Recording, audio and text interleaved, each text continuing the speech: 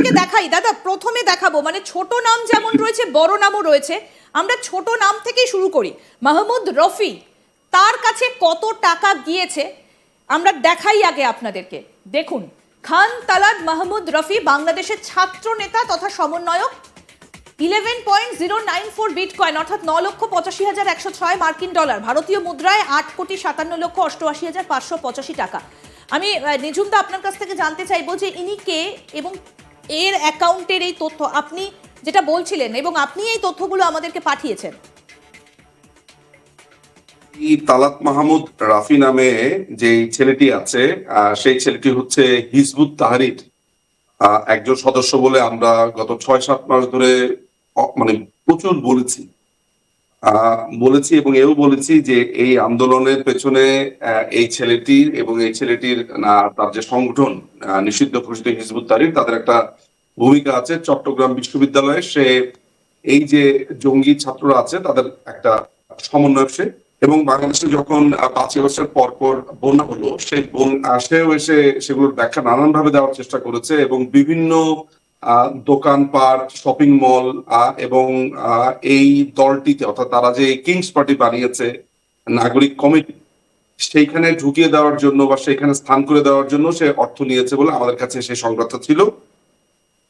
এই ছেলেটি কোনো সরকারি কোনো পোস্টে নেই, পদবিতে নেই, কিন্তু সরকারের সমস্ত প্রোটোকল সে ভোগ করছে। তার সাথে যেমন আপনার পুলিশের গার্ড রয়েছে, তাকে যেমন সরকার থেকে গাড়ি দেওয়া হয়েছে, তেমনি সরকারি ফ্ল্যাট, সোজা কথা হচ্ছে যে সরকারের যত রকমের সুযোগ সুবিধা আছে সে সেগুলো ভোগ করছে। এবং এই ছেলেটি আপনার হিজবুত তাহরিরের হয়ে যত রকমের আপনার তাদের যে আইডিওলজি আছে সেইটা সে নানান ভাবে প্রতিষ্ঠা করছে। এই রাফি ছেলেটার ব্যাপারে অসংখ্য অভিযোগের একটা অভিযোগ হচ্ছে চাঁদাবাজি, এবং আপনি যদি একটু গুগল করেন তালাত মাহমুদ রাফির চাঁদাবাজি, তাহলে আপনি মোটামুটি শত শত নিউজ সেখানে দেখতে পাবেন। ঠিক, আমরা এবার পরের নামটাতে আসি। এই নামটা কিন্তু আমরা আগেও শুনেছি, অর্থাৎ সজীব ভুইয়া। এই সজীব ভুইয়াও নাকি টাকা নিয়েছেন, মানে হাসিনাকে সরাতে, তার বিরুদ্ধে ষড়যন্ত্র করতে, তাকে শেষ করতে কোন কোন নেতা কত টাকা নিয়েছে দেখুন, সেই তথ্য আমাদের কাছে রয়েছে। আসিফ মাহমুদ সজীব ভুইয়া অন্তর্বর্তী সরকারের উপদেষ্টা, এই মুহূর্তে 133.8 বিটকয়েন অর্থাৎ 1,13,80,943 মার্কিন ডলার কনভার্ট করলে সেটাই দাঁড়ায় ভারতীয় মুদ্রায় 103,46,59,526 টাকা। এত টাকা! এটা তো অবিশ্বাস্য সব ঘটনা যে এই সামান্য সময়ের ভেতরে এরা কতগুলো টাকা তারা কিভাবে আত্মসাৎ করেছে। আমরা বারবারই বলেছি যে এরা জানে যে এদের সময় খুবই সীমিত বাংলাদেশে, এরা বেশি দিন, তারা এটাও জানে, আমরা যা জানি তারা নিশ্চয়ই কেন জানবে না। ফলে যত দ্রুত পারা যায় তারা কিভাবে অর্থ সংগ্রহ করেছে, কিভাবে তাদের কাছে বিদেশ থেকে আসা ইউএস এইড থেকে শুরু করে বলুন, এনইডি, পশ্চিমাদের টাকা থেকে শুরু করেন, বাংলাদেশের বিভিন্ন ভাবে তারা এই যে অর্থ সংগ্রহ করেছে। এবং আপনি শুনলে অবাক হবেন দুটো জিনিস। এই আসিফ মাহমুদ সজীব ভুইয়ার বাবা বেল্লাল হোসেন কুমিল্লাতে এত অত্যাচারী একজন লোক যে আমার সাথে আপনার সম্ভবত তার নাম ভুল না করে থাকলে দুর্গা রানী মনে হয় ভদ্রমহিলার নাম, কিংবা প্রথম নামটা আমার ভুল হতে পারে, সেই ভদ্রমহিলা আমার সাথে যোগাযোগ করেছেন। তিনি আমাকে যোগাযোগ করে আমার সাথে ব্যক্তিগতভাবে কথা বলে বলেছেন যে আসিফ ভুইয়ার বাবার অত্যাচারে তিনি একটা স্কুলের প্রধান শিক্ষিকা ছিলেন, তাকে কিভাবে প্রধান শিক্ষিকার পদ থেকে নামিয়ে এনে রাস্তার মধ্যে জুতার মালা গলায় পরিয়ে তাকে কিভাবে অপমান করা হয়েছে সেই কথা বলেছেন এবং কেঁদেছেন। আমাকে অসংখ্য ভিডিও পাঠিয়েছেন।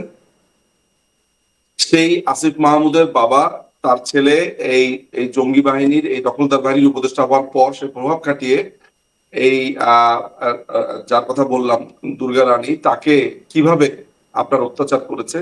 সুতরাং এটা বলাই বাহুল্য যে এই ছেলেটি অর্থ সংগ্রহ করবে, কারণ সে জানে যে তাকে দেশ থেকে চলে যেতে হবে এবং তাদের ক্ষমতা খুব বেশি দিন নেই। তো এই ছেলেটির বাবাও যেমন অত্যাচারী, সে নিজেও কিভাবে এইভাবে দেশের টাকা আত্মসাৎ করে এবং বিভিন্ন পদ্ধতিতে টাকা নিয়ে এখন সে বিটকয়েনে রূপান্তর করেছে।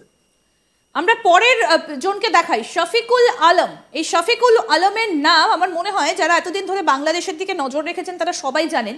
ইনি প্রেস সচিব মোহাম্মদ ইউনুসের উপদেষ্টা প্রেস সচিব, প্রধান উপদেষ্টা মোহাম্মদ ইউনুসের এই শফিকুল আলম, তিনিও টাকা নিয়েছেন ভারতীয় মুদ্রায় ৭১,৯৬,৯৪৯ টাকা। আমি নিঝুমদার কাছে একটু জানতে চাইবো, দাদা এই শফিকুল আলম ইনি বোধহয় মোহাম্মদ ইউনুসের সম্পর্কে বা তার ব্যক্তিগত সম্পর্কের কেউ হন?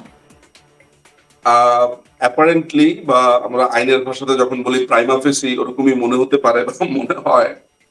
কিন্তু ইন্দিরাজি, আপনি নিশ্চয়ই জানেন এবং আপনার প্রোগ্রামেও ছোট অল্প করে আলাপ করেছিলাম শফিকুল সম্পর্কে, যে শফিকুল এই দখলদার বাহিনীর মধ্যে যতগুলো ব্যক্তি আছে সবচাইতে নটোরিয়াস এবং অন্যতম ভয়ঙ্কর এবং অ্যানোয়িং, একই সাথে অ্যানোয়িং একটা ক্যারেক্টার। আপনি জানেন যে আপনার নিশ্চয়ই মনে আছে মাননীয় প্রধানমন্ত্রী শেখ হাসিনার ছবি সম্বলিত একটি ডাস্টবিন নিয়ে এসে খুবই নোংরামো করেছিল। এইটি সেই লোক যে প্রেস সচিব হওয়ার পরে ধরাকে সরা জ্ঞান এবং অদ্ভুত সব কর্মকাণ্ড করেছে, যেগুলো আসলে প্রথমত তার বয়স আর তারপরে হচ্ছে যে সে সাংবাদিক বলে নিজেকে পরিচয় দেয়, কোনোটার সাথেই আসলে যায় না। চরিত্রের দিক এবং থেকে একদম মোহাম্মদ ইউনুসের সঙ্গে মিলে যায় আর কি।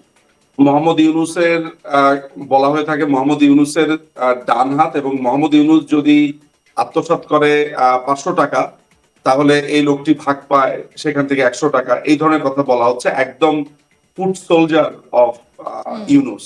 কিন্তু তো এই প্রশ্ন লোকটি হচ্ছে দাদা, এই প্রচন্ড টাকাগুলো নটোরিয়াস। এনারা কোথা থেকে নিয়েছেন, কোথা থেকে এই টাকাগুলো তারা পেয়েছেন? কারণ ডোনাল্ড ট্রাম্প একটা অ্যামাউন্টের কথা বলেছিলেন, $29 মিলিয়ন, কিন্তু এখানে হিসেব করলে দেখা যাচ্ছে আরো অনেক বেশি। এনারা এই টাকাগুলো কোথা থেকে পেয়েছেন?